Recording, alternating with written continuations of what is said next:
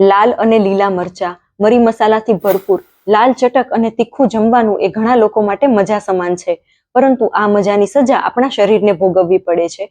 આયુર્વેદ અનુસાર વધારે તીખું ખાવાથી શરીરમાં પિત્ત અને વાયુનો બગાડ થાય છે. તીખો રસ પ્રકૃતિમાં ગરમ હોવાના કારણે તે શુક્રાણુનો નાશ કરે છે અને સાથે શરીરની ધાતુઓનો પણ નાશ કરે છે. માટે ધીમે ધીમે શરીર નબળું પડતું જાય છે.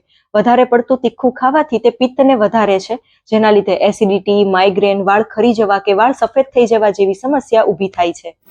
તીખા રસના વધુ સેવનથી શરીરમાં અને ગળામાં બળતરા થઈ શકે છે, વધુ પડતી તરસ લાગે છે અને ક્યારેક તો વ્યક્તિ બેભાન પણ થઈ શકે છે. આ ઉપરાંત તે વાયુને વધારતું હોવાથી શરીરમાં ધ્રુજારી આવવી, હાથ પગમાં કળતર થવું કે શરીરના દુખાવા વધી શકે છે. આ જ તીખા રસને જો મર્યાદામાં લેવામાં આવે તો એ પાચન શક્તિને સુધારે છે અને જમવામાં રુચિ ઉત્પન્ન કરે છે. આ ઉપરાંત તે કફનો નાશ પણ કરે છે અને ઇન્દ્રિયોની કાર્યક્ષમતા વધારે છે. માટે હંમેશા તીખા રસનું સેવન મર્યાદામાં રહીને જ કરવું જોઈએ.